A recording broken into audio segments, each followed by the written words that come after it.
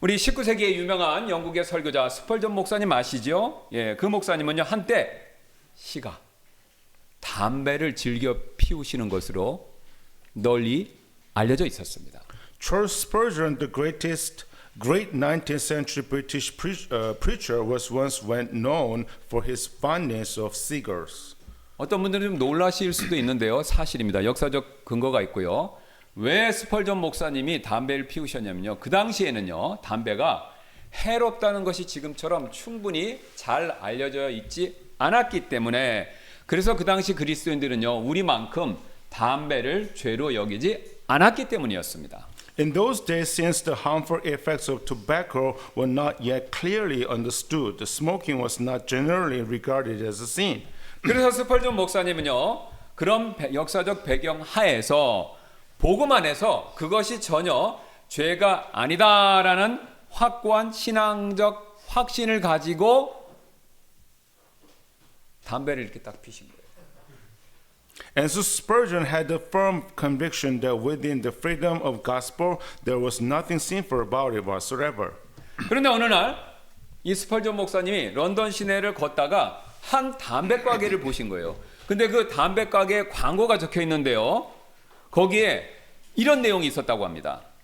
But one day while walking through the street of London, he came across the advertisement sign in a tobacco shop window. It read, 그 유명한 찰스 스펄전 목사님이 피우시는 바로 그 시가 우리 가게에서 판매하고 있습니다.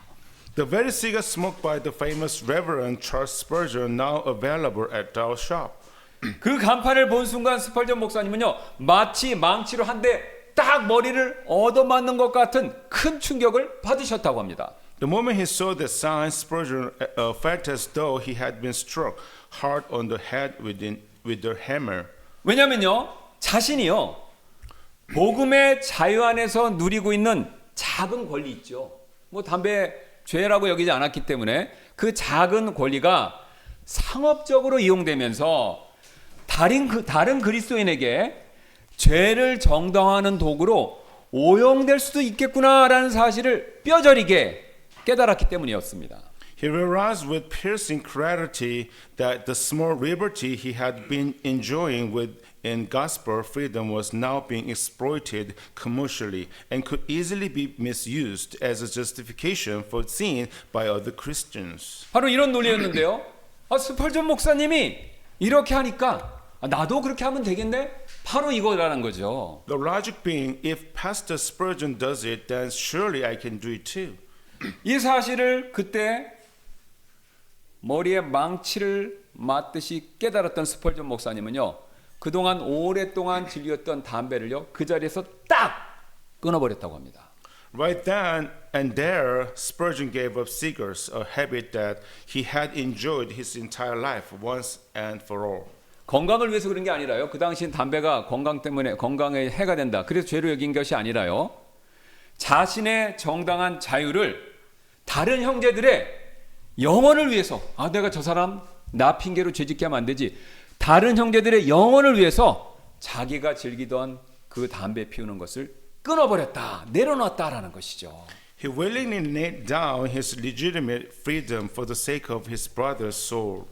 오늘 우리가 살펴볼 본문 말씀이 바로 이 스펄전 목사님의 결단이 어디에서부터 비롯되었는가라는 것을 굉장히 잘 가르쳐주고 알려주는 말씀이 된다라는 거죠. The passage we are looking at today teaches us very clearly where that kind of decision, the kind Spurgeon made, comes from. 여러분 지난 시간에 우리가 배웠던 거 기억나시죠? 하나님의 왕국의 본질은요 먹고 마시는 것이 아니라요 성령 안에서 의와 화평과 기쁨이다라는 사실 살펴봤던 거 기억나시죠? Last week we saw that the essence of God's kingdom is not eating and drinking, but righteousness, peace, and joy in the Holy Spirit. 그런데 여러분 이 진리는요 그냥 듣기 좋은 그럴싸한 단순한 신학적인 명제에 그치는 것이 절대로 아니다라는 거죠. But this truth is not merely a theological proposition. 왜냐면요 그 말씀은요 그 진리는요 우리의 일상과 다른 사람과의 관계 속에서 우리가 살아내야 할 실천적인 하나님의 부름이기 때문에 그렇습니다.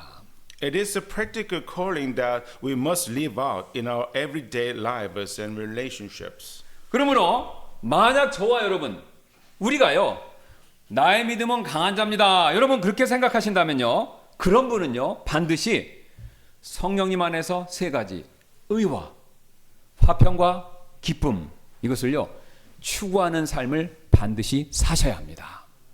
Therefore, if you are someone strong in faith, you must pursue a life that seeks these three things: righteousness, peace, and joy in the Holy Spirit. 여러분 이것은요 강한 자에게 있어서요 특권인 동시에 책임이 된다라는 것이죠. This is both the privilege and the responsibility given to those who are strong. 그렇다면 한 가지 질문이 생기죠. 믿음의 강한 자들이 하나님의 왕국을 위해서 이 진리에 맞춰서 행해야 할 구체적인 실천사항 과연 무엇이 될까요? So then, what are the practical things that those strong in faith must do for the kingdom of God? 가장 먼저 우리는요 하나님의 왕국을 위해서요 다른 사람을 허물지 말고 반대로 세워줘야 한다라는 것이죠.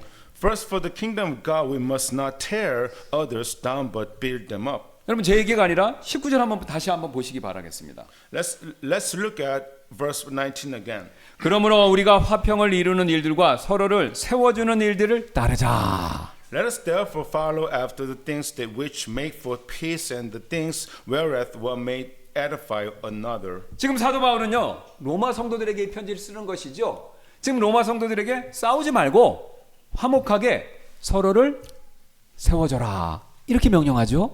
The apostle Paul is commanding the members of Roman church not to quarrel with one another, but to live in harmony and build each other up. 여러분 싸우지 말고 서로를 세우라라고 말하는 것을 봤을 때 정반대로 어떤 일이 벌어졌었다라는 것을 우리가 알 수 있죠. So what was actually happening in the Roman church at the time? 그때 갈등이 있었습니다. 그 갈등의 핵심 문제는요 바로 이방 신전에 제물로 바쳤던 고기, 이 고기 문제였다라는 거죠. The heart of the conflict was the issue of meat that had been offered to idols in pagan temples. 제가 여러 번 말씀드렸지만 그 당시 바울 시대에 로마의 고기 시장 마켈룸이라고 불리는데요. 지금도 그 유적지가 있습니다. 그 마켈룸이라는 고기 시장에서 유통되던 육류의 대부분은요, 고기의 대부분은요, 주피터나 마르스 같은 이기도 신전에서 우상들에게 제사로 바치고 난 다음에 시장으로 넘어온 바로 그런 것들이었습니다. Most of the meat sold in Roman's marketplace, the maculum, had first been sacrificed to idols in pagan temples before being brought to market. 그런데 로마 교회는요 출신에 따라서 두 그룹의 성도들이 있었어요. 첫 번째는 유대인들 출신, 그러니까 유대인인데 회심한 바울처럼 유대인 출신 그리스도인들이 있었는데 그 그리스도인들은요 바로 마켈룸에서 나온 고기를 먹는다라는 것은요 단순한 음식의 취향 문제가 절대로 아니었었습니다. For Jewish Christians, eating that meat was not simply a matter of personal taste. 왜냐면요 이게 이방 신전, 이방 우상들에게 드렸다 나온 것이니까 마치 마귀 숭배에 내가 동참한다라는 그런 느낌이 들었기 때문에 혐오감을 불러일으키는 일이 바로 뭐냐면 그런 고기를 먹는 일이었다라는 거죠. It was something that provoked a profound sense of spiritual revulsion, as if they were participating in the worship of demons. 반면에 이방인 출신들, 그러니까 유대인이 아닌 이방인 출신 그리스도인들은요, 뭐 우상은 이 세상에 아무것도 아니고 하나님은 오직 한 분이시다라는 복음의 자유를 이미 구원받고 깨달은 상태이기 때문에 보세요. 우상하게 열심히 빌다가 우상 아무것도 아니네. 살아계신 하나님 여호와만 섬겨야 되겠네. 이걸 깨달은 거잖아요. 그래서 깨닫고 회심하고 예수님 믿었잖아요. 그러니까 우상 아무것도 아니고 하나님만이 주님이시다. 이걸 깨달은 상태이기 때문에 모든 것이 하나님 것이니 식탁에서 먹는 고기도 하나님이 주셨다라고 생각하고 꺼리낌 없이 자유롭게 고기를 먹었다라는 거죠. The Gentile Christians, on the other hand, had come to understand the freedom of gospel, and an idol is nothing in the world, and there is only one God. And so they ate the meat at their tables without any hesitation. 그런데 여러분 두 그룹의 그런 차이의 결과는요 매우 참담했습니다. The result was devastating. 유대인 출신 그리스도인들은요 어떻게 구원받은 자가 저런 불경건한 것을 먹을 수 있는가라고 정죄했고요. 반면에 이방인 출신 그리스도인들은요 복음의 자유도 모르는 답답한 율법주의자들이네라고 그들을요 멸시했다라는 거죠. The Jewish Christians condemned the Gentiles, saying, "How can someone who is saved to do something so ungodly?" While the Gentile Christians look down on them as frustrating legalists who don't even understand gospel freedom. 여러분 우리처럼 한 지붕 아래 있으면서요 로마 교회 성도들은요 서로 등을 돌리고요 교회가 둘로 나뉘어질 쪼개질 위기에 처해 있었다라는 것이죠. Under one roof, they had turned their backs on each other, and the church was on the verge of splitting in two. 여러분 근데 여기서 중요합니다. 이 편지를 쓰고 있는 사도 바울에게 있어서요 교회라는 것은요 단순한 세상 모임이 절대로 아니었습니다. But for Paul, the church was not simply a gathering of people. 바울이 믿기로는요 교회라는 것은요 유대인이나 헬라인이나 종이나 자유인이나 모두 그리스도 안에서 하나가 되는 몸이었다. 그는 그것을 철석같이 믿고 있었습니다. It was one body where Jew and Greek, slave and free are all united in Christ. 그래서 바울은요 골로새서 3장 11절에서 다음과 같이 그 사실을 명백하게 선포하고 있는데요. And so Paul declares in Corinthians chapter 3 verse 11. 거기는 그리스도 아니죠. 그리스인이나 유대인이나 할례자나 무헬레자나 바바리인이나 수구디안인이나 매인자나 자유로운 자가 없나니 오직 그리스도만이 모든 것이요 모든 것 안에 계시니라.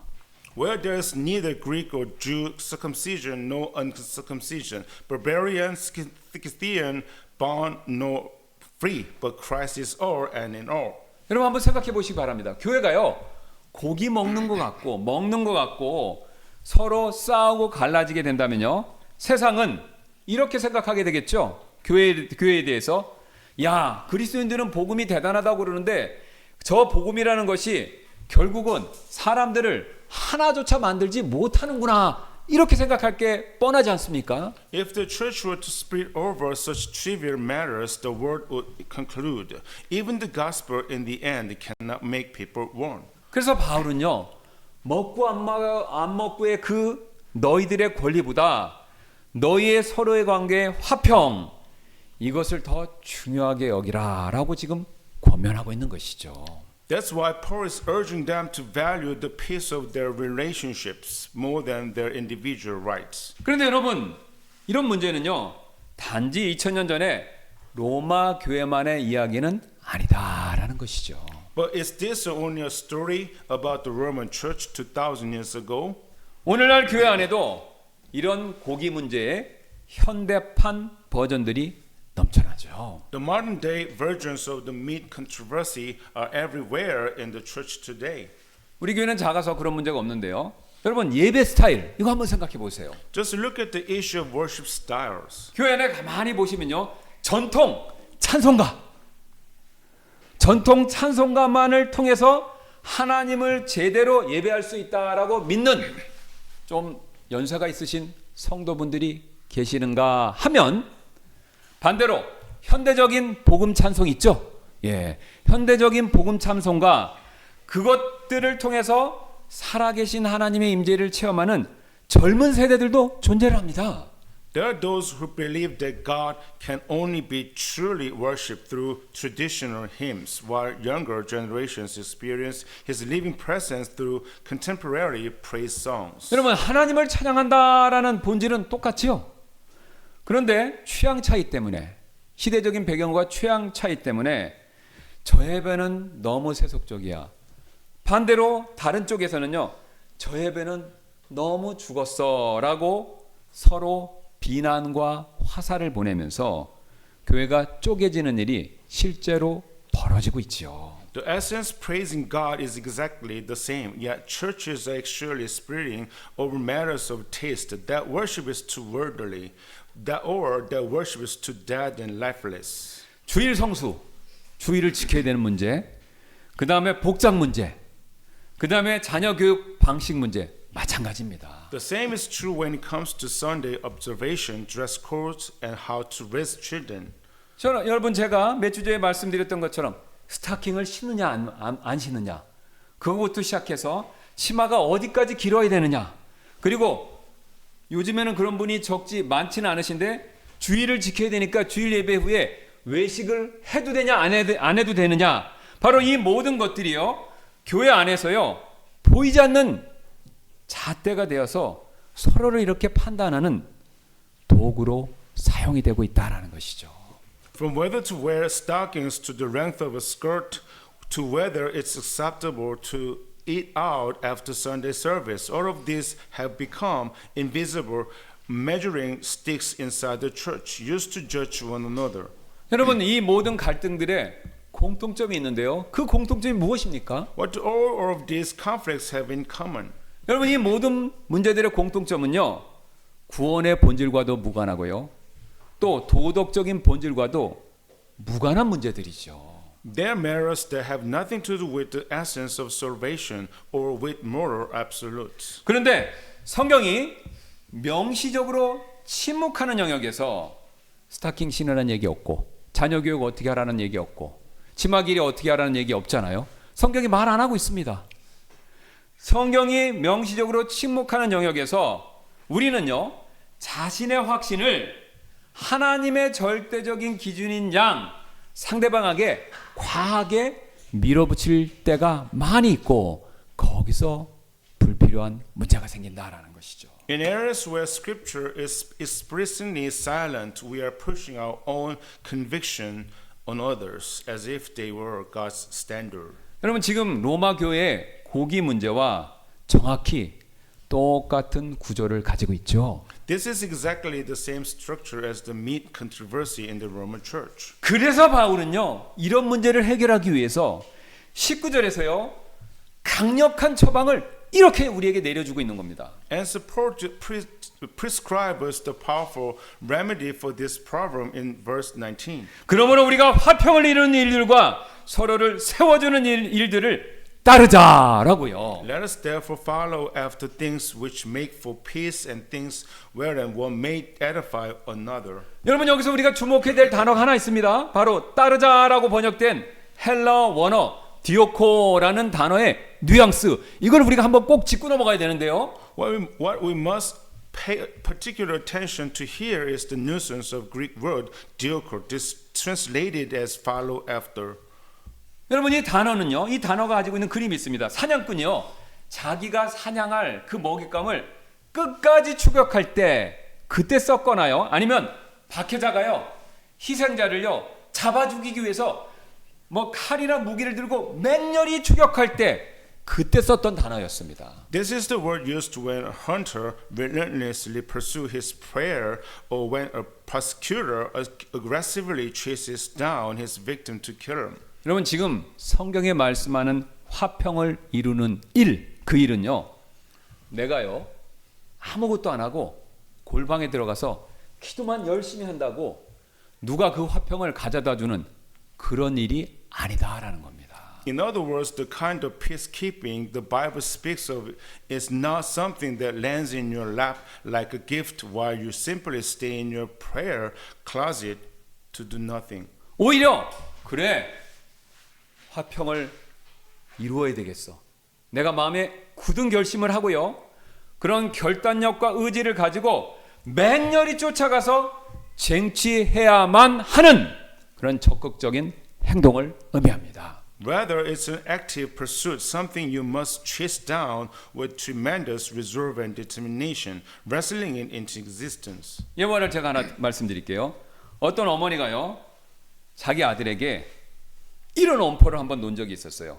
빌리, 너 내 친구 용서 안 하면 동물원에 안 데려갈 거야. For example, there was once a mother who gave her son an ultimatum. If you don't forgive Billy, I'm not taking you to the zoo. 그랬더니 지금 막 화가 엄청 나서 씩씩거리고 있던 그 어머니의 아들, 그 소년이요.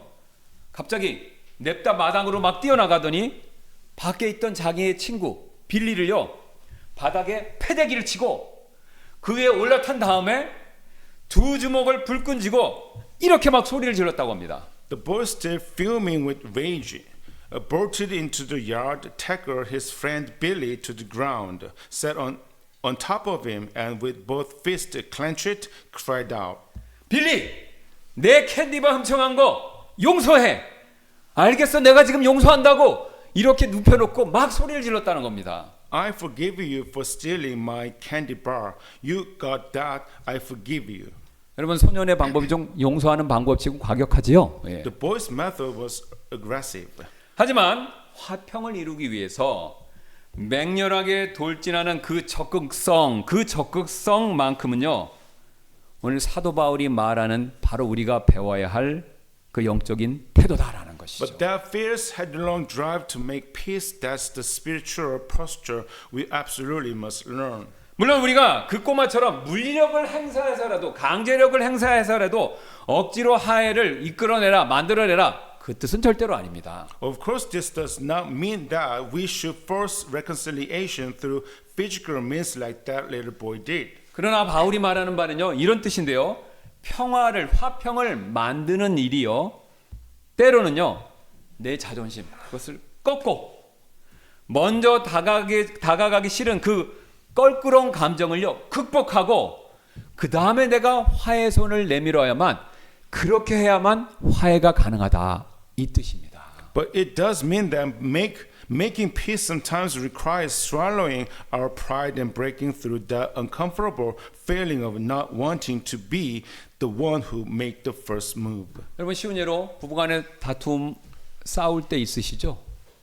여러분 그랬을 때요 오늘 사도 바울의 말씀을 그대로 적용하면요 자존심 상하고 기분 나쁘고 속된 말로 열받지만 그래도 내가 그리스도인이고 믿음이 강한 자라면요 여보 마음 푸시오 여보 한 번 더 이야기합시다 라고 내가 용기를 내는 거 이게 바로 화평을 추격하는 삶이다라는 것이죠.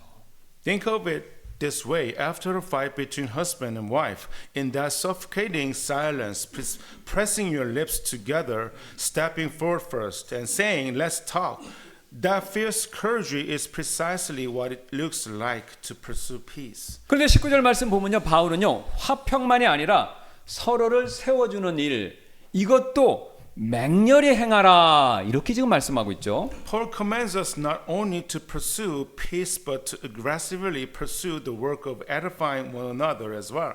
서로를 세우라라는 이 구절에서 세우다라는 말은요 글자 그대로 건축물을 짓다, 건축물을 세우다, 벽돌을 쌓아 올리다 바로 이런 뜻인데요. The word edify literally means to build the structure, to lay brick upon brick and raise a building. 예수님께서 내가 이 반석 위에 내 교회를 세우리라 할 때 그 세우리라가 바로 오늘 본문 19절에 같은 단어입니다.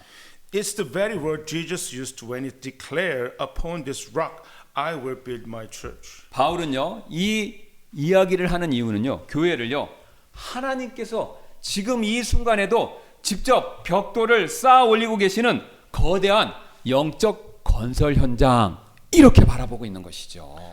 Paul saw the church as a vast spiritual construction site where God is even now personally laying block upon block. 그 근거가 있습니다. 에베소서 2장에서요 사도 바울은 이렇게 말을 했죠. 우리 각자가 사도들과 예언자들의 터 위에 세우심을 입은 자들이다라고 이 사실을 명확하게 말했죠. That is why Ephesians verse chapter 2 states plainly that we are all built upon the foundation of apostles and prophets. 근데 여러분 사도 바울의 이 비유를요 건축의 이 비유를요 끝까지 밀어붙이면요 굉장히 무서운 결론에 도달하게 되는데요. If we press this metaphor all the way to the conclusion, we arrive at a sobering truth. 우리가 다른 성도들과 나누는 모든 상호작용 있죠. 예를 들어서 평범한 대화, 교회 오셨을 때 하는 대화, 무심코 던진 농담 한마디, 아니면 카톡방에 올린 짧은 글 하나까지 이 모든 것들이요 둘 중에 하나의 결과를 초래할 수 있다라는 겁니다. Every single interaction we have with fellow believers, an ordinary conversation or joke we toss out without thinking, even a short message posted in a group chat ultimately produces one of those outcomes. 즉, 이 건축의 비유에서 놓고 보면요, 우리의 그런 모든 행동들이요, 둘 중에 하나라는 겁니다. 형제를 세워주는 벽돌을 이렇게 얻는 일이 되거나, 건설 현장에 계신 분들 아실 거예요. 세우는 거 아니면 허물거나, 둘 중에 하나다라는 거죠. Either we are laying a brick that builds our brother up, or we are swinging a hammer that smashes that brick to pieces. 여러분, 앞에서 말씀드린 것처럼 영적 건축 현장에는요, 중립지대가 없기 때문에 그렇습니다. There's no neutral zone on a spiritual construction site. 그래서 여러분, 저와 여러분의 말 한마디, 카톡 한 줄, 인사 한마디가요, 굉장히 중요합니다. 저는 목회자로서 그걸 너무 많이 봤어요. 이런 사소한 실수 때문에 교회에서요, 상처받고 교회에서 떨어져 나가는 분이 적지 않다라는 거죠. 그래서 우리는요, 이 사소한 것들을 조심하셔야 합니다. That's why we must be careful with every word we speak, every message we send, and even every greeting we offer. 그런데 여기서 우리가 이 말씀을 쭉 듣다 보면요, 한 가지 현실적인 딜레마가 등장하는데요. At this point, a very practical dilemma arises. 누군가 지금까지 이 말씀을 쭉 듣고 있다 보면 이런 반론을 할 수 있죠. Some might raise this objection. 아니, 목사님, 나는 이 행동이 성경적으로 죄가 아니라는 걸 압니다. 그렇죠? 성경에서 명확히 말하는 거, 내가 그거 할 수 있는 자유가 있죠. 죄가 아니라는 거 압니다. 그런데 왜 내가 내 정당한 자유를 꼭 포기해야 됩니까? 고기 먹을 수 있는데 내가 왜 저 사람에서 고기를 포기해야 되냐 이거죠. 이거 완전히 불공평한 거 아닙니까? 이렇게 따져 물을 수 있는 거지 않습니까? I know that this action is not a sin biblically, so why should I give up my legitimate freedom? Isn't that unfair?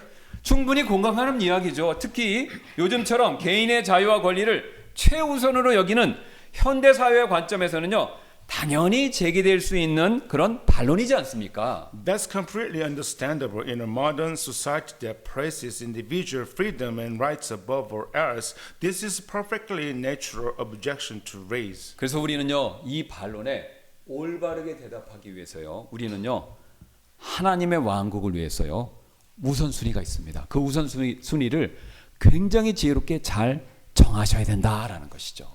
Second, for the kingdom of God, we must set our priorities rightly. 20절, 21절 이렇게 말씀하는데요. Verse 20 through 21 speaks to this very point. 음식으로 인해 하나님의 일을 무너뜨리지 말고 모든 것들이 참으로 순수하나 남을 실족하게 하면서 먹는 그 사람에게는 악한 것이니라.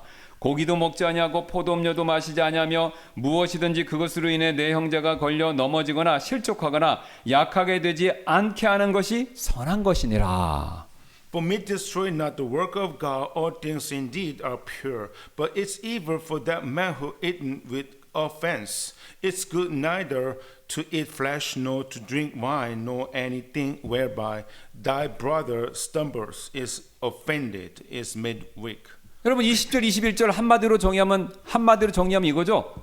음식 때문에 하나님의 일을 무너뜨리지 말라 이거죠. The Apostle Paul warns us not to destroy the work of God for the sake of food. 그렇다면 여기서 한 가지 질문이 생깁니다.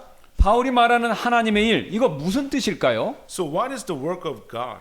교회의 어떤 프로그램, 교회의 건물, 우리가 하는 봉사 이런 거 말하는 게 아닙니다. It's not the church's programs or its buildings. 이 하나님의 일이라는 것은요, 예수 그리스도께서 십자가에서 피 흘려서 사신 영혼들이 모인 교회, 이 교회가 바로 하나님의 일이 된다라는 겁니다. It's the church itself, the gathering of souls purchased by the blood of Jesus Christ shed on the cross. 여러분 왜 하나님의 일이 교회 그 자체가 됩니까? 여러분 우리가 하는 이 모든 일, 봉사하시고 설교하고 청소하고 헌금 내고 이 모든 일이 믿지 않는 영혼들을 구원받게 하고요. 그 다음에 구원받은 영혼을 교회에 더해서 이렇게 세우게 하려고 이 일을 하는 거 아닙니까? 그래서요 지금요 하나님의 일이라는 것은요 교회를 세우는 거 바로 그걸 얘기하는 겁니다. Because everything we do in the church ultimately comes down to this: the one soul is saved, added to the church, and the body of Christ grows. 그래서 큰 관점에서요, 하나님의 왕국에 있어서 우선순위는요, 먹고 마시는 것이 첫 번째가 아니다, 이 말씀입니다. Therefore, the priorities of God's kingdom do not lie in eating and drinking. 고기 한 점 내가 먹을 수 있습니다. 그 내가 먹을 수 있는 그 권리보다 형제의 영혼, 이게 훨씬 더 중요하다, 이 말이죠. My brother's soul is far more important than my right to eat a piece of meat. 그런데 여기서 한 가지 오해하지 말아야 될 것이 하나 있는데요. However, this is one thing we must not misunderstand. 여러분, 이것은요, 연약한 자의 율법주의, 그렇죠? 이 사람은 지금 고기 먹으면 안 된다라고 율법주의에 갇혀 있는 거 아닙니까? 그 율법주의를요, 바울이 그렇다고 정당화해 줘라, 그게 맞다, 그거를 무조건 인정해 줘라, 그걸 의미하는 것은 아니다라는 거죠. This does not mean we should validate the legalism of the weak. 여러분, 갈라디아서를 보면요, 바울은요, 자기가 원래 바리새인 율법주의자 출신이었잖아요. 그래서 바울은요, 갈라디아서를 보시면요, 율법주의를 향해서요, 그 누구보다도 맹렬하게, 속된 말로 하면 박터지게 싸웠던 사람이었습니다. Paul himself fought against legalism more fiercely than anyone in the letter of the Galatians. 그런데요, 지금 로마서 14장 상황은요, 그런 이단적 교리, 구원과 관련된 율법주의, 그거 얘기하는 게 아니지 않습니까? 형제들의 양심, 실족거리, 이거 얘기하니까 성격이 다른 거죠. But the situation in Romans 14 is not a matter of heretical doctrine. It is a matter of a brother's conscience and the risk of causing him to stumble.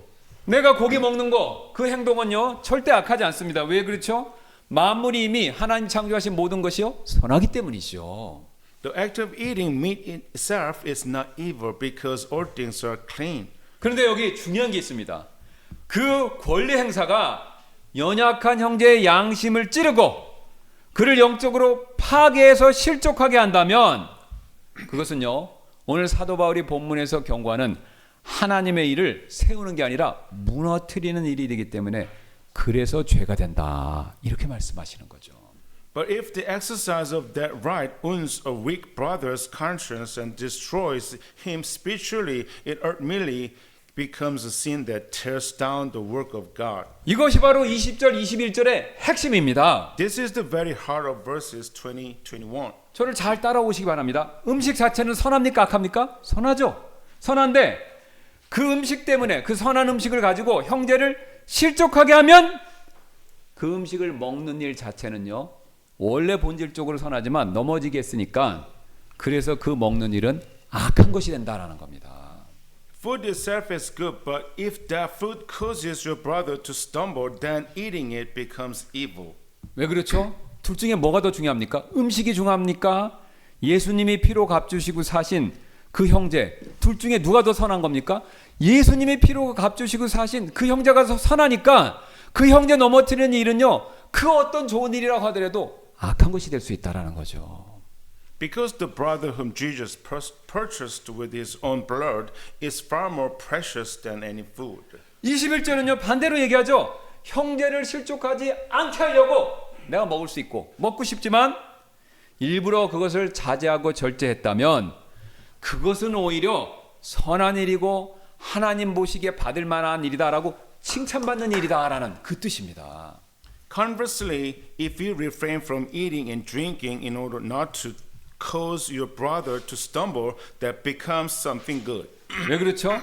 그 약한 형제를요, 실족하는 일로부터 내가 보호해줬기 때문에 그렇습니다. Because it protects that weak brother from stumbling. 그래서 여기서 놀라운 사실을 우리가 발견하게 되는데요. 지금 선과 악의 기준은요, 음식 자체에 있는 것도 아니고 그것을 먹고 마시는 권리에 있는 것도 아니다라는 새로운 진리를 배우죠. Thus, the standard of good and evil does not lie in the food itself, nor in the right to eat it. 그 일로 형제를 약하게 만드는가, 실족하게 만드는가, 여기에 맞춰서 선과 악의 기준이 갈린다라는 거죠. It depends on whether the action weakens your brother or causes him to stumble. 여러분, 그래서 우리의 기준이 바뀌어야 된다라는 거죠. 오늘 사도 바울의 말씀에 따라서요. Therefore, our standard must change. 즉 내 권리가 먹을 권리가 있는 게 맞냐 안 맞냐, 정당하냐 아니냐를 따지는 법정의 논리에 있어요.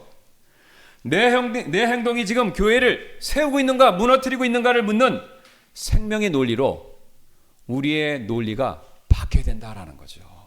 We must move away from the courtroom logic of is my right legitimate or not, and into the life-giving logic of asking is my action building the church up right now or tearing it down. 바울은 지금 이런 식으로 말하고 있는 것인데요. This is what Paul is saying. 당신의 권리보다 하나님의 왕국, 이거 먼저 생각해 보세요. Think of God's kingdom before your own rights. 당신의 자유보다, 먹을 수 있는 그 자유보다 형제, 약한 형제의 영적 성장, 이것을 먼저 꼭 고려해 보세요. Think of your brother's spiritual growth before your own freedom. 만약 우리가요, 자신의 권리를 하나님의 왕국보다 앞세운다면 관계는요, 교회 안에서 관계는요, 필연적으로 무너지고요. 원래 선했던 것, 음식 선하죠, 교제 선하죠, 카카오 선하죠, 다 선했던 것이요, 무너뜨리는 도구로 사용되면요, 그 순간 악한 것으로 변질될 수 있다라는 것이죠. If we place our own rights above the kingdom of God, relationships will crumble, and even what was originally a good freedom will become something evil. 그래서 여러분, 우리는요, 언제나 이런 경건한 우선순위, 이것을 잘 생각하시고 고려하셔야 한다라는 거죠. That's why we must always maintain godly priorities. 그렇다면 이런 경건한 우선순위, 우리가 일상생활에서 그것을 어떻게 잘 실천하고 어떻게 잘 드러내야 될까요? So how should these godly priorities show up in our everyday lives? 어떤 남편이 있습니다. 이 남편 축구 광팬이에요. 그래서 일주일간 열심히 근무하고 토요일이 되면요, 저녁에 딱 거실에 소파에 앉아갖고 텔레비전을 독차지하면서 다른 가족이 다른 채널 못 돌리는 거예요. 그 시간만큼은 자기가 이거 보고 싶은 축구를 봐야 돼요. 누구죠? 그 유명한 독일 축구, 우리 한국, 예? 그 축구 선수 나오는 걸 꼭 봐야 되는 거예요. 그래서 축구 경기를 매주 토요일 저녁이면요, 그 시간 이분이 혼자 독차지하고 매주 보는 겁니다. There was a husband who would take over the living room television every Saturday evening to watch soccer. 여러분, 이거 죄 아니죠? 정당한 자유죠? 일주일 동안 근무하고 수고했으니까 여가로, 휴식으로 스트레스 풀려고 정당한 자유죠? 그런데 이 남편분이 어느 날 깨달았습니다. That was his legitimate freedom, but one day he realized something. 자신이 지금 그 축구 선수가 골을 넣으려고 해서 막 응원하는 동안에 부인은 아무 말 안 하고요, 부엌에서 그냥 설거지하고 있는 거예요. 그리고 애들은요, 각자 방에 들어가서 자기만의 딴 시간을 막 보내고 있는 겁니다. 이걸 깨달은 거예요. While he was cheering for his team, his wife was alone in the kitchen, doing the dishes, and the children were each spending time separately in their own rooms. 한 지붕 안에 가족 모두가요, 다 집에 있기는 했지만 각자 모두는요, 그 시간만큼은 외로웠던 것이죠. The whole family was in the same house, yet each one was lonely.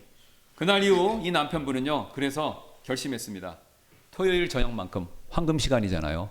그 시간만큼은 텔레비전 끄고 가족과 함께 식탁에 모여서 차를 마시든 뭐 치킨을 먹든 앉아서 서로 이야기하기로 그런 결단을 내렸습니다.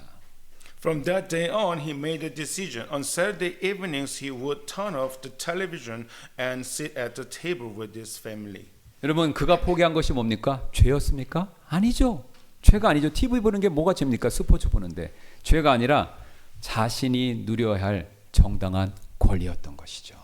What he gave up was not a sin. It was a legitimate right. 그래서 놀라운 일이 벌어졌는데요. 자신이 그 권리를 내려놓자 그 순간부터 그분의 가정이 화목해지기 시작했다는 것이죠. The moment he laid down his right, the family began to find harmony. 여러분, 교회에서도 마찬가지가 되는데요. The same is true in the church. 흔히 있는 이야기인데 어떤 청년분이 굉장히 캐주얼한 차림으로 예배를 드리고 있었습니다. 막 스레파 신고 예를 들어서 그런 차림으로 교회에 와서 예배를 딱 드리고 있었던 거예요. There was a young man who came to worship in casual clothing. 원칙적으로 자유죠. This is freedom. 그런데 그 모습을 보시고 나이 드신 연세 드신 어떤 자매님들이요. 하나님한테 경건한 예배를 드려야 되는데 그걸 보고 안타까워하는 분이 그 교회에 있었던 것이에요. But he came to learn that some of the older women in the congregation was troubled by the sight of it. 그런데 이 청년분이 어떻게 하다 보니까 그 자매님들의 마음을 알게 되고 이런 결심을 내렸습니다. 내가 자유롭게 옷을 입을 수 있는 권리, 그거보다도 지금 저 어르신들의 마음이 더 중요하다. 이렇게 자기가 결심을 한 거예요. The young man made the decision. The feeling of my elders matter more than my freedom. 그 후에 이 청년분은요, 단정한 옷을 입고 예배에 나오기 시작했고, 그분의 그 작은 결단이 교회 안에 세대 간의 갈등을 녹이는 다리 역할을 하기 시작했던 것이죠. He began coming to worship in neat, respectable attire, and that small decision became a bridge that melted away the conflict between the generations. 여러분 예배 때도 똑같습니다. The same applies during the worship itself. 여러분 예배 중에 일이 있으면 필요한 일이 있으면 밖으로 나갈 자유 있죠? 여기 강제로 예배 드리라는 분 없잖아요. 나갈 자유 있죠? You have the freedom to step out during the service if something important comes up. 그러나 내가 예배 시간에 자유롭게 들락달락하는 것이 다른 사람들이 예배에 집중하는 일에 방해가 된다면 여러분 절제하는 것이 맞지요. But if you're coming and going freely during the service disrupts others who are worshiping, you need to exercise restraint. 오늘날은 새로운 회색지대가 크게 부상하고 있는데요. 바로 SNS나 카톡방 같은 곳입니다. Today there is a new gray area as well, social media and group chats. 예를 들어서 나는 아무 생각 없이 교회 단체 그룹방에 정치적 성향의 어떤 유튜브를 딱 올렸더니 나와 정치적 성향이 다른 분이 그거를 보고 상처받을 수가 있고요.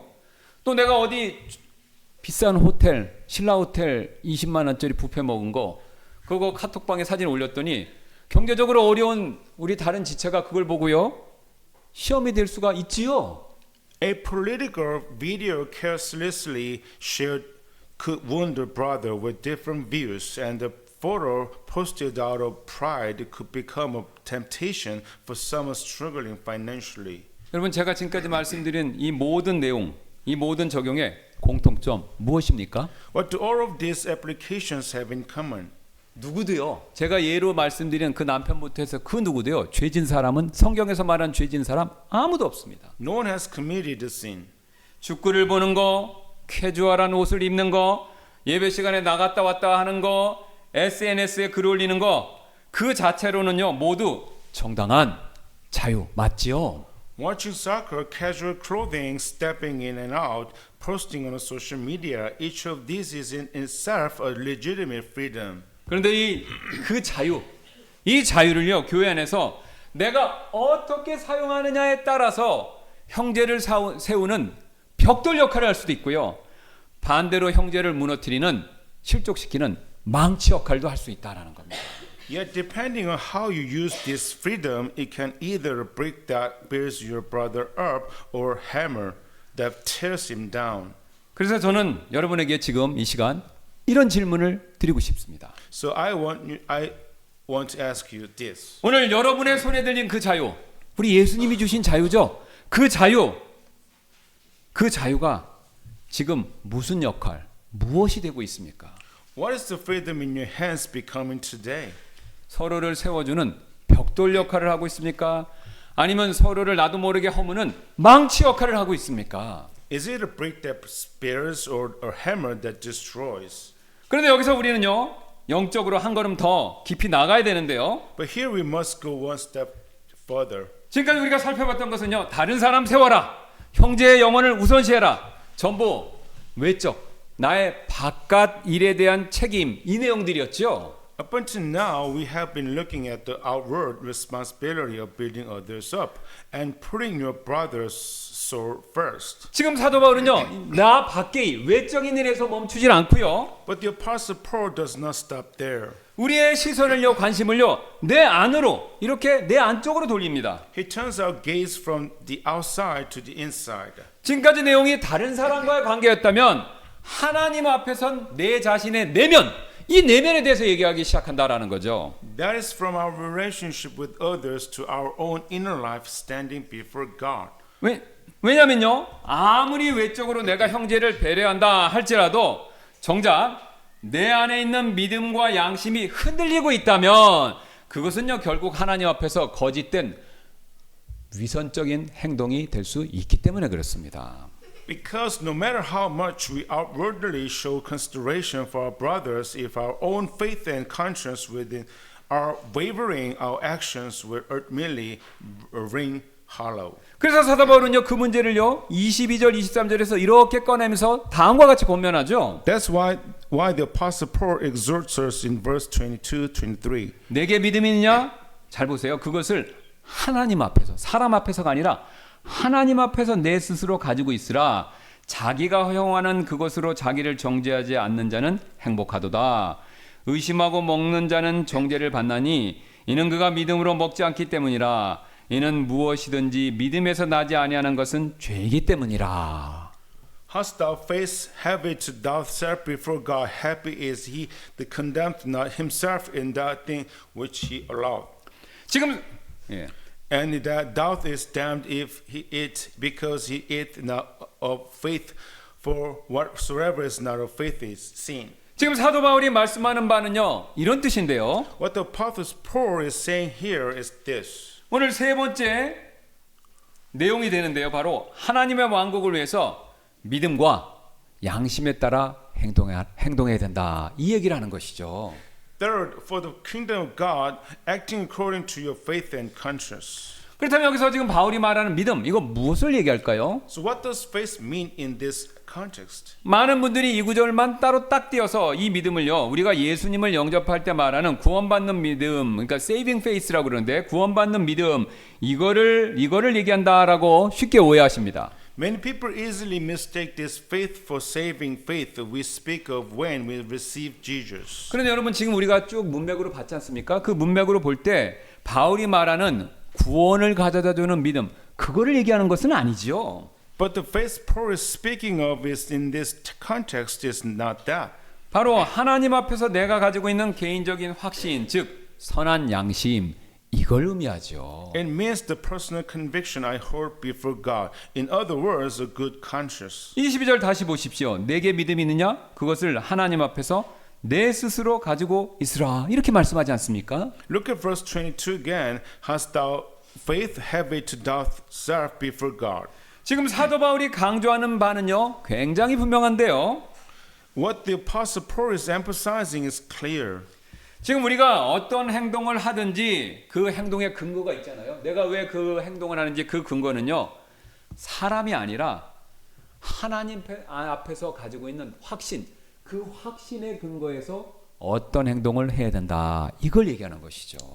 Whatever we do, the basis for that action must not what people think, but the conviction we hold before God. 여러분, 지금 사도 바울이 말하는 바를 굉장히 잘 보여주는 사건이 갈라디아서 2장에 나오는데요. 바로 안디옥에서의 베드로 사건 기억아시죠? 바로 그 사건입니다. The incident that illustrates this vividly is the confrontation at Antioch found in Galatians chapter 2. 여러분 아시는 것처럼 베드로는요, 처음에 안티오크에서요, 이방인 그리스도인들하고 같이 이렇게 식사 교제를 했어요. 막 식사 교제를 하고 있었죠. Peter had at first been eating freely with Gentile Christians. 왜냐하면요, 원래 유대인의 율법 규례에 따르면요, 이방인하고 식사 교제는 금지입니다.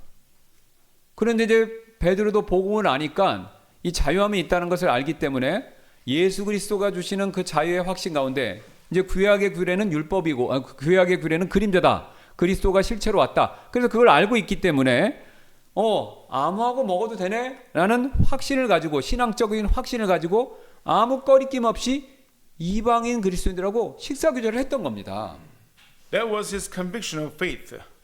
그런데 예루살렘에서 마침 유대인 그리스도인들이 도착하자 베드로가 어떻게 했죠? 슬그머니 먹던 자리에 일어나서 꽁무니를 뺐죠. But when Jewish Christians arrived from Jerusalem, Peter quietly withdrew and separated himself. 왜 그런 행동을 했습니까? 자신이 처음에 가지고 있던 확신을 따라서 계속해서 행동했던 것이 아니라 사람들, 유대인들의 시선, 정죄하는 그 눈빛이 무서워서 그래서 슬그머니 피했던 것이죠. He was not following his conviction. He was following the eyes of men. 그래서 바울이 어떻게 했습니까? 자기보다 연장자고 나이도 많고 예루살렘 교회 기둥이라고 여기는 베드로를 어떻게 했어요? 바울이요? 책망을 했지 않습니까? Paul rebuked their hypocritical behavior directly and to his face. 그렇다면 여러분 베드로의 문제가 무엇입니까? What was Peter's problem? 음식을 먹은 것 그게 죄가 아니지요. Eating the food was not a sin. 음식을 먹지 않은 것 그것도 죄가 아니죠. And not eating the food was not a sin either. 이 상황에서 그의 죄는요 하나님 앞에서의 확신을 따라 행동한 것이 아니라 사람들 눈치를 보며 행동했기 때문에 그래서 그것이 죄였다라는 거죠. His sin was that he acted not out of conviction before God, but out of concern for how he appeared before men. 여러분 우리도 베드로와 같이 행동할 때 종종 있지 않습니까?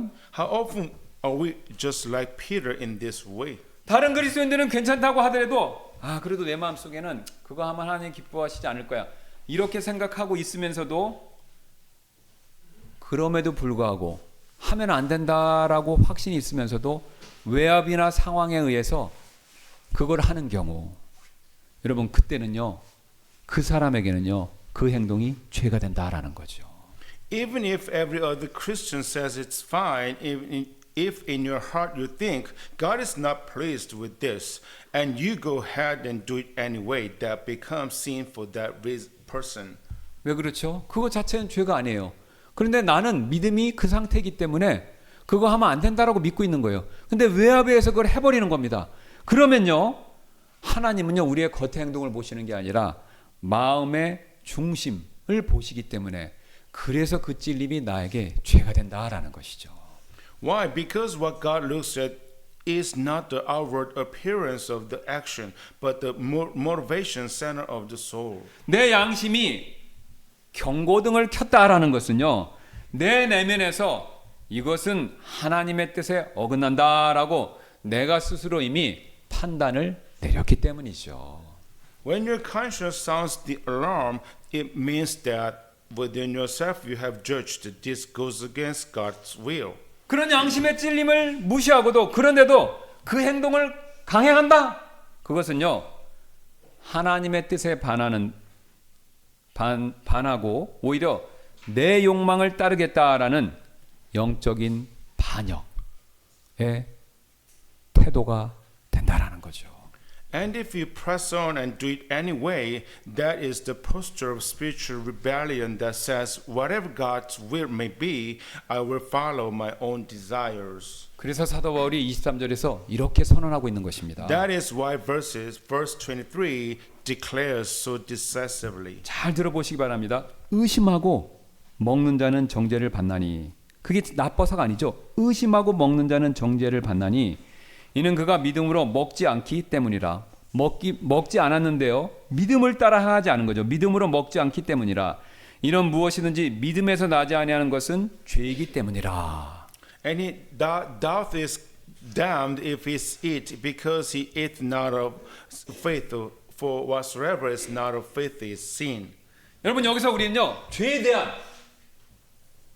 굉장히 중요한 한 가지 진리를 배우게 되는데요. From this we learn one important truth. 여러분 우리의 어떤 행동 자체가 중립적으로 도덕적으로 중립적이라고 할지라도 하나님을 무시하는 그런 마음의 태도 자체 하나님을 무시하고 중립적이지만 그걸 행하게 된다면요 그게 죄가 될 수도 있다라는 진리이죠. Even if the action itself is morally neutral, the very posture of the heart that dismisses God is what becomes sin. 여러분 음식을 먹는 행동 자체가 문제가 아니라요 의심하면서 먹는 그 마음 그게 문제다라는 거죠. It's not the act of eating that is the problem. It's the heart that it's while doubting that is the problem. 그런데 여기서 우리가 한 가지 조심할 게 있습니다. 균형을 잃지 말아야 될 것이 있는데요. But here we must not lose our balance on one important point. 오늘 사도 바울의 말씀은요. 그렇다고 우리의 양심이 항상 완벽하다. 이 뜻은 절대 아닙니다. 그러니까 양심에 따라 해야 되니까 우리 양심이 절대적으로 옳다. 이 뜻은 아니다라는 거죠. This passage does not mean that our conscience is always perfect. 우리의 양심은요, 우리의 죄성 때문에 타락한 우리의 양심은요, 때때로 잘못된 기준을 가지고 있을 가능성이 있죠. 그거 인정해야 된다는 거죠. The conscience of fallen human beings can sometimes operate by a faulty standard. 그래서 어떤 사람의 양심은요, 너무 예민하니까 보통 죄가 아닌 것까지 죄로 여길 수 있고요. 어떤 사람의 양심은 너무 무뎌져 갖고 분명한 죄도 죄로 느끼지 않는 경우가 있지요. 사람마다 그게 있습니다. Some people's consciences are so sensitive they treat things that are not sins as if they were, while others' consciences are so dull they cannot even feel obvious sin as sin. 그래서 우리는요, 지속적으로요, 하나님의 말씀을 통해서 우리의 양심을요, 훈련시키고요, 하나님의 말씀으로 교육을 시켜야 됩니다. This is why we must continuously train and educate our consciences through the Word of God. 자, 보세요. 우리 양심이요, 어떤 사람은 이렇게 치우칠 수 있고요, 덜 민감할 수 있고, 어떤 사람은 더 예민할 수 있어요. 그런데 이 왔다 갔다 하는 양심을요, 뭘 기준으로요? 하나님 말씀을 보면서 여기에 맞추시는, 0점을 맞추는 그런 연습을 늘 하셔야 된다라는 거죠. Every day we must open the scriptures and carefully calibrate the zero point of our conscience to God's standard. 그런데 내 양심이 지금 이쪽에서 이리로 가고 있어요. 또 이쪽에서 이리로 가고 있어요. 가는 중에 이건 내가 하면 안 된다라고 느끼면요, 여러분 그거 하시면 안 됩니다. 왜요? 양심이 바뀌고 있지만 그 상태에서는 그게 죄라고 느끼면 그걸 하시면 나 스스로 나를 정죄하기 때문에 오늘 바울이 경고한 것처럼 믿음 없이 하는 행동이 될 수 있기 때문에 그렇습니다. But even while that conscience is still growing, we must not act in defiance of what our conscience is saying no to in this very moment. 여러분 이것이 바로 영적 성숙입니다. 보세요. 이쪽에서 일로 가고 이쪽에서 일로 가는 거 있죠? 이렇게 가다가요, 갈 때 사람 눈치 보고 하는 게 아니라 내 양심에 맞춰서 하고 그 양심이 점점 하나님 말씀으로 가까워질 때 이게요, 바로 하나님 앞에 바르게 서는 자로 가는 길이다라는 거죠. This is what spiritual maturity looks like, not living as someone who watches the reactions of others, but living as someone who stands before God. 여러분 이게 바로요, 종교 개혁자들이 외쳤던 코람데오, 여러분 들어보신 적이 있을 겁니다. 코람데오, 오직 하나님 앞에서, 그러니까 하나님 앞에서 양심과 믿음에 따라 나는 살겠습니다. 바로 이 정신이다라는 거죠. This is the very spirit the reformers proclaimed, coram deo before God alone. 어느 노목사님이 상담 중에 자기가 상담했던 얘기를 다음과 같이 들려주신 적이 있었는데요. There's a story told by an elderly pastor during a counseling session. 어떤 젊은 청년분이 자신의 신앙 양심에 대해서 오랫동안 고민하다가 이 목사님을 찾아와서 상담을 요청했습니다. A young man who had been wrestling with this conscience in faith for a long time came to see the pastor. 그 청년이 이렇게 물었어요. 그 목사님한테. 아, 목사님, 어떤 분들은요 이게 죄가 아니라고 그러고 어떤 분들은 이게 죄라고 그럽니다. 아, 똑같은 상황인데 어떤 분은 죄가라고 그러고 어떤 분은 죄가 아니라고 그래요. 저는 어떻게 해야 되겠습니까? 이런 질문을 했다는 거예요.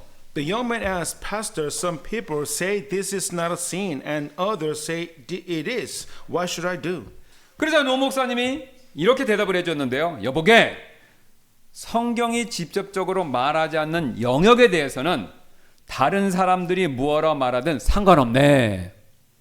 The old pastor replied, My friend, when it comes to areas where the Bible does not speak directly, it does not matter what other people say. 자네의 양심이 그것을 하나님 앞에서 떳떳하게 할 수 있다고 양심이 말하는지 아니면 그렇게 하지 말라고 말하는지 그게 더 중요하다네. What matters is this: does your own conscience say you can do it with a clear standing before God, or does it say you cannot? 만약 자네 마음에 한 점이라도 의심이나 확신이 부족함이 있다면 그 일을 하지 말게. 왜냐하면 그 일은 그 상황에서 자네에게는 죄가 되기 때문일세. If there's even a trace of doubt in your heart, do not do it, for that very thing will be sin for you. 오늘 이 노 목사님의 답변이 본문에 가장 정확한 적용이 된다라는 것이죠. The old pastor's answer is the precious application of today's passage. 여러분 우리의 영적 기준은요 다수결을 따르는 거 절대로 아니죠. Our standard is not majority vote. 우리의 신앙의 기준은요 시대의 흐름도 아니고요. Our standard is not the current of the age. 우리의 믿음의 기준은요. 다른 그리스도인의 행동 그것도 아니죠. It is not what other Christians do. 오늘 본문 말씀에 따르면요. 우리의 기준은요. 오직 하나. 하나님 앞에서의 나의 믿음과 선한 양심에서 나오는 확신 이겁니다. Our standard is one and one alone, the conviction of faith and the conscience that I hold before God. 그래서 사랑하는 여러분, 오늘 우리는요. 두 가지를 동시에 행하셔야 되는데요. Therefore, we must hold on to two things at the same time. 자, 다른 사람들을 향해서는요. 그 사람들 실족하지 않도록 내 권리를 내려놓는 사랑 이게 필요하고요. We need a love that lays down our own rights so that we do not cause others stumble. 하나님 앞에서는요. 다른 사람에서 말고 이제 두 번째는 하나님 앞에서는요. 다른 사람들의 눈치 때문에 내 양심에 거스르지 않는 확신, 거룩한 확신 이게 필요하다라는 거죠. On the other hand, we need the holy conviction that does not betray our conscience just to please people. 여러분 이 두 가지가 함께 갈 때 우리는 비로소 하나님의 왕국을 위해 살아가는 성숙한 그리스도인이 될 줄로 믿습니다. When these two go together, we finally become mature Christians who truly live for the kingdom of God. 우리는 지금까지 하나님 왕국의 본질인 의와 화평과 기쁨 이거 실천 잘하려면 우리가 구체적으로 다른 사람들을 어떻게 대해야 되는가 하나님 앞에서 어떤 자세를 취해야 되는가 이거 배웠죠? We've been looking at how we must practically treat others in order to live out the essence of God's kingdom, righteousness, peace and joy. 예, 우리가 다른 사람 첫 번째 세워줘야 되고요. 우선순위를 잘 정해야 되고요. 그 다음에 믿음과 양심에 따라 행동해야 되죠. Building others up, setting our priorities rightly, acting according to our faith and conscience. 그런데 열왕기상 6장에 가서 보시면요. 솔로몬의 성전을 건축하는 이야기가 나오는데 이 성전 건축 이야기가 오늘 이 로마서의 진리를요. 하나의 그림으로 완성을 해줍니다. The story of the building of Solomon Temple in 1 Kings 6 brings all of this truth together in one picture. 제가 열왕기상 6장 7절 말씀 읽어드리겠습니다. 그 집은 솔로몬의 성전입니다. 그 집은 건축할 때 돌을 그리로 가져가기 전에 미리 예비하여 건축하였으므로 그것을 건축하는 동안에 집 안에서는 성전 안에서는 쇠망치나 도끼나 어떤 쇠 연장 소리도 들리지 아니하였더라. And the house when it was in building was built of stone made ready before it was brought thither, so that there was neither hammer or axe, nor any tool of iron heard in the house while it was in building. 여러분 솔로몬의 그 성전이 얼마나 크냐면요. 세계 7대 5대 불가사의였습니다. 고대 세계. 그렇게 거대한 솔로몬 성전을 지을 때 그 현장에서 지을 때요. 망치 소리, 도끼 소리, 톱 소리 이런 연장 소리가 전혀 한 번도 들리지 않았다라는 거죠. When the magnificent temple of Solomon was being built, astonishingly, not a single sound of a hammer or axe or any iron tool was heard at the construction site. 왜냐면요, 이미 채석장에서 정확하게 자로 재갖고요, 완벽하게 돌들을 다듬어서 그 완벽하게 다듬은 걸 그대로 현장으로 가져와서 조립을 했기 때문입니다. It was because the stone had already been perfectly dressed at the quarry and carried to the site. 다듬는 거, 소리 나는 건 밖에서 다 하고요. 완벽하게 다듬은 걸요. 성전터에 와갖고 그 준비된 돈들을요. 그냥 조용히 소리 없이 쭉 올리는 거. 이것만 했다라는 거죠. At the temple site, all that was needed was to quietly lay the prepared stones upon another. 막 쾅쾅거리는 다툼과 권리 주장의 소음 없이 침묵 가운데서 고요하게 지어지는 하나님의 집. 그게 바로요. 오늘날 성령님께서도 우리의 교회와 가정 안에서 그렇게 조용하지만 강력하게 일하기를 원하시는 그 방법이다라는 것이죠. God's house being built in quiet stillness without the clamorous noise of quarrels and the clinging of right claims, that is how the Holy Spirit is working in our churches and homes today, quietly yet powerfully. 여러분 강한 자가요 약한 자를 위해서 자신의 권리 포기할 때 그것은요 억울한 희생이나 율법주의에 따라가는 거 그게 절대 아닙니다. When the strong give up their rights for the sake of the weak, this is not a bitter sacrifice or legalistic oppression. 예수님께서 나를 위해서 십자가에서 자신의 생명을 내어주셨던 것처럼요 나도 연약한 형제를 위해서 내 작은 권리를 기꺼이 내어주는 바로 그 희생이 영적인 승리와 기쁨이 된다라는 것이죠. Just as Jesus laid down all the glory and rights of heaven and gave his life on the cross to save a sinner like me, it becomes the overwhelming joy of willingly give up my small rights for the weaker brother. 여러분 우리는요 어떤 면에서 하나님이 친히 지으시는 이 거대한 교회라는 성전에 있어서 그걸 짓는 건축자들이죠. We are all builders of this great temple that God himself is constructing. 우리의 말 한마디 행동 하나 성경에서 명백하게 기록되어 있지 않은 수많은 덜 본질적인 영역에서의 선택 그게요 결코 나 혼자에게만 속한 일이 아니다라는 것이죠. Every word we speak, every action we take, every choice in those many non-essential areas where Scripture is silent, none of this belong to us alone. 나의 그 조그만 작은 선택들과 권리들이요 그게 나한테만 즐기고 누리는 것을 끝나는 게 아니라요 반드시 내 주변 사람들에게 선한 영향으로 즉 그들을 세워주던가 아니면 나쁜 영향으로 그들의 상처를 들고 쓰러뜨리든지 둘 중에 하나로 역사한다라는 것이죠. That small choice of mine is inevitably either lay a solid brick that builds up my brother beside me or become a hammering blow that mercilessly shatters his faith. 이제 말씀을 마무리하면서 마지막으로 이런 질문을 하나 드리고 싶습니다. I want to leave you with these questions. 내가 이건 내 정당한 권리야라고 내세우는 그 자유가 사실은 누군가 영적 성장을 막고 있지 않은가? 여러분 그거 한번 생각해 보시지 않겠습니까? Is the freedom you are claiming as my legitimate right actually hindering someone else's spiritual growth?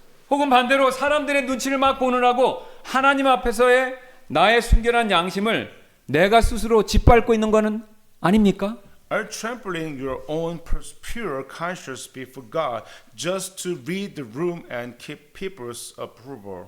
만약 오늘 하나님께서 우리의 영적 성숙도를요 저울에 달아서 측량하신다면요 그 측량하시는 기준은요 우리가 얼마나 많은 신학적 성경적 지식을 가지고 자유를 누릴 수 있는가 그 기준으로 우리의 영적 성숙도를 판단하시지는 않는다라는 것이죠. If God were to weight our spiritual maturity on a scale today, the standard would not be how much theological knowledge we possess or how much freedom we are capable of enjoying. 오히려 우리보다요 연약한 자를 살리기 위해서 기꺼이 그리고 기쁘게 포기할 수 있는 우리의 자유와 권리의 크기 이게 얼마나 우리가 많이 내려놓는가 하나님은 그걸 보고 우리의 영적 성숙도를 판단하실 것입니다. It would be this: how much freedom are you willing and glad to give up in order to save someone weaker than yourself? That would be the measure. 그렇다면 오늘 여러분의 손에 들고 있는 것은 무엇입니까? 교회를 세우기 위한 사랑의 복돌인가요? 아니면 나의 권리를 주장하기 위한 파괴의 망치인가요? What's in your hands today? Is it a brick of love or is it a hammer of destruction? 예수님이 나를 위해서 하늘의 모든 권리를 스스로 내려놓으신 것처럼 오늘 우리도 그런 사랑으로 우리의 권리와 자유를 내려놓고 반대로 형제를 세워가는 저와 여러분들 되시기를 주님의 이름으로 소원합니다. May we all stand before the cross where Jesus laid down every right of heaven for our sake. And maybe we be people who, with the same love, continue to build up our brothers and sisters today. 그러므로 이 시간 잠시 이렇게 결단하고 기도하는 시간 갖도록 하겠습니다. Let us take a moment now to make decision and pray. 오늘 말씀에 근거해서 다음의 세 가지를 지금 꼭 한번 생각해 보시기를 부탁드리는데요. I urge you to seriously consider these three things right now. 나는 화평을 힘써 지금 추구하고 있는가? 아니면 내가 옳다는 것을 증명하느라고 내 주변 사람과의 관계를 허물고 있는 것은 아닌가? 여러분 한번 생각해 보시기 바랍니다. Am I pursuing peace or am I tearing down relationships? 나는 덜 본질적인 것들을 위해서 하나님의 일, 즉 교회를 세우는 일을 거꾸로 무너뜨리고 있는 것은 아닌가? 여러분 한번 생각해 보시기 바랍니다. Am I tearing down the work of God for the sake of things that are not essential? 나는 사회적 압력이 아니라 믿음의 확신에 따라서 행동하고 있는가? 이거 한번 점검해 보시기 Am 바랍니다. I acting out of genuine conviction of faith or out of social pressure? 그리스도께서요, 우리를 위해서 죽으심으로 우리에게 자유를 주셨죠. Christ died for us and gave us freedom.